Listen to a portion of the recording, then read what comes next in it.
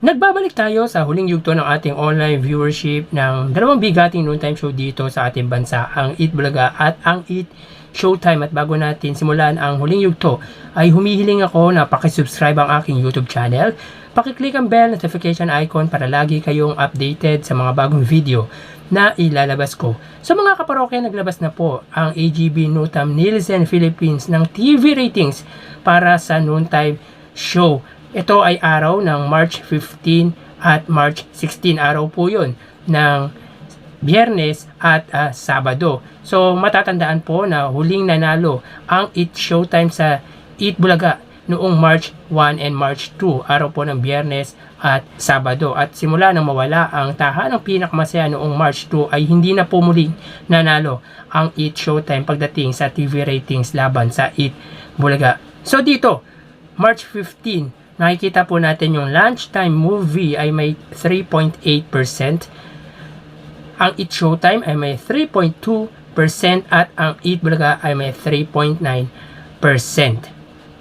So dito po makikita po natin ang Eat Bulaga pa rin po ang siyang nanguna pagdating sa TV ratings ng araw ng Biyernes, March 15. Ngunit pagdating naman ng araw ng Sabado, March 16, ang lunchtime movie hits ay nakakuha ng 4.8% at 3.5%.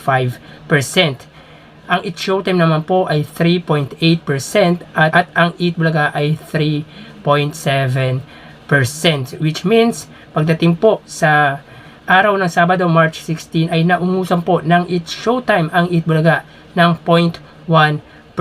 So meaning to say ay natalo po ng Eat Showtime ang Eat Bulaga. So ngayon sila po ay mayroong standing na 11-3 dahil may 10 consecutive days pong nanalo ang Eat Bulaga simula nang mawala ang tahanang pinakamasaya, at nanalo nga sila noong March 15 na may 3.9, kung kaya't sila ay may 11 at ang Eat Showtime ay 3. So yan po ang TV ratings na lumabas nitong araw ng Biyernes, March 15 at araw ng Sabado, March 16. So talagang papalit-palit lang po sa unahan ang dalawang noontime show na Eat Bulaga at Eat Showtime. Pero pagdating ngayong buwan ng March ay mas lamang po ang Eat Bulaga pagdating sa number 1. Ulitin ko po, sila ay may 11-3 standing. So tara, ating alamin ang online viewership ng dalawang bigating noontime show.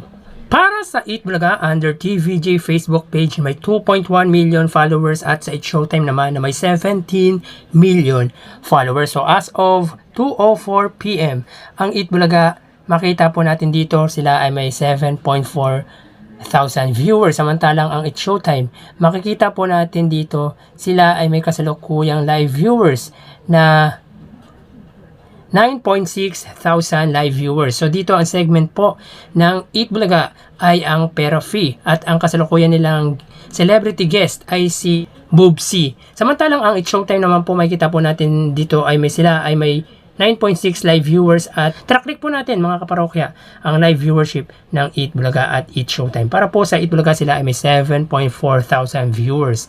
Samantalang ang Eat Showtime ay may 9.4 thousand live viewers. So ulitin po natin mga kaparokya, as of 2:06 PM, ang Eat Bulaga, sila ay may kasalukuyang 7.4 thousand live viewers at ang Eat Showtime ay may 9.4 thousand viewers. So dito makikita po natin kahit na naka-advertise or naka-commercial ang Eat Showtime ay lamang pa rin po or angat pa rin po sila pagdating sa viewership sa Facebook Live. So mapunta naman po tayo sa TV Network YouTube channel para po sa Eat Bulaga under TV5 Philippines na may kasalukuyang 1.7 million subscribers, at sa Eat Showtime naman under ABS-CBN Entertainment YouTube channel na may kasalukuyang 47.1 million subscribers. So as of 2:06 PM, ang Eat Bulaga po, sila ay may 31,000 viewers. Under po yan sa TV5 Philippines. Ang Eat Showtime naman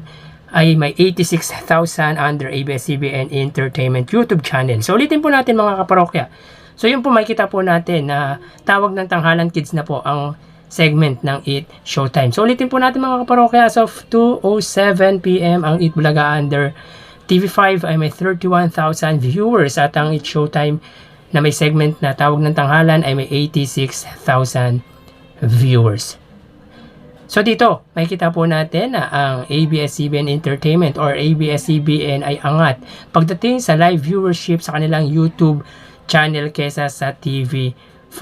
So mapunta naman po tayo sa main YouTube channel ng dalawang bigating noontime show para po sa Itbulaga Under Itbulaga TVJ YouTube channel na may kasalukuyang 878,000 subscribers. At sa Showtime naman na may 2.05 million subscribers. So as of 2:07 PM, ang Itbulaga sila po ay may kasalukuyang 43,000 viewers.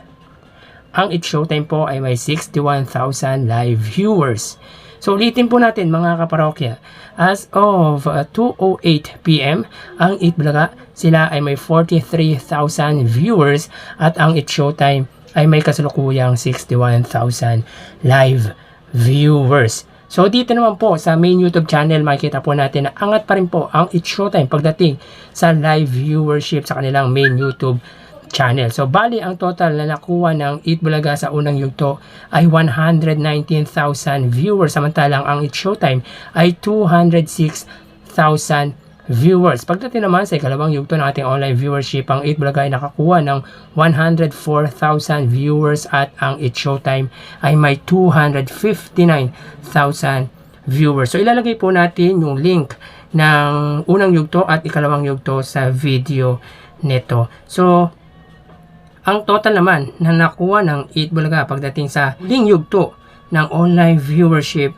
ay 81,000 live viewers, samantalang ang It Showtime naman ay nakakuha ng total na 156,000 live viewers. So malaki po ang nabawas na live viewership sa It Showtime kaysa sa Itbulaga pagdating po sa huling yugto, dahil ang ikalawang yugto ay nakakuha po ng ang It Showtime ng 259,000 at ngayon ay 156,000. Ibig sabihin ay nabawasan po sila ng 103,000 live viewers. Samantalang ang Itbulaga ay nabawasan naman po ng 23,000 live viewers. So malaki rin po ang pagitan ng bawas ng viewership ng dalawang bigating noontime show pagdating sa huling yugto. So yan po ang lumalabas sa kanilang online viewership as of 2:10 PM. So bukas matutunghayan nyo na naman ang panibagong yugto ng ating online views update ng dalawang bigating noontime show dito sa ating bansa. Sina-shoutout ko po ang lahat ng mga nag-subscribe sa akin at sana po ay isubscribe nyo pa po ang aking YouTube channel. At sa lahat ng mga nagko-comment ay marami pong salamat.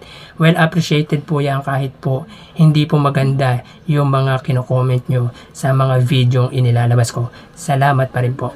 Magpapaalam na po ako. Thank you and God bless.